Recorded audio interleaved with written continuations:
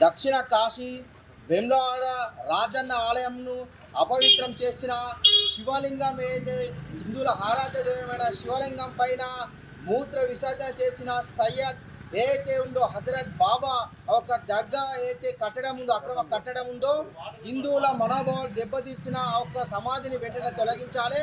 రాజన్న భక్తులుగా రాష్ట్ర ముఖ్యమంత్రి గారికి అలాగే ప్రభుత్వ పా శ్రీనివాస్ గారికి అదేవిధంగా దేవాదాయ శాఖ మంత్రి గారికి ముగ్గురికి కూడా ఈరోజు పోస్టు వేయడం జరుగుతూ ఉంది.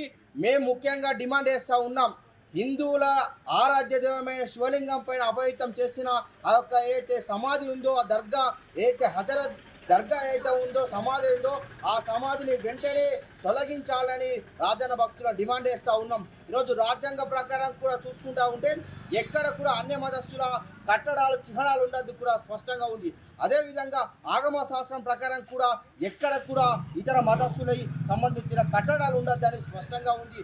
నేను రాష్ట్ర ముఖ్యమంత్రి గారిని ప్రభుత్వ వీపు ఆ శ్రీనివాస్ గారిని సూటిగా అడుగుతా ఉన్న ఒక విషయం, మీరు ఆ సమాధిని తీయగలుగుతారా?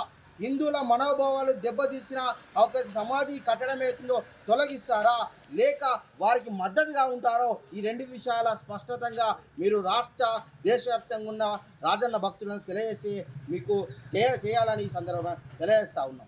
తెలుగులో న్యూస్ కి ఫాస్టెస్ట్ యాప్ ఇప్పుడు టోటలీ న్యూ అవతార్లో జస్ట్ 5 seconds లో కంప్లీట్ న్యూస్, సోషల్ మీడియాలో ట్రెండ్స్ కి one stop solution, live TV app voice search option తో ఇప్పుడే డౌన్లోడ్ చేయండి లేదా అప్డేట్ అయిపోండి.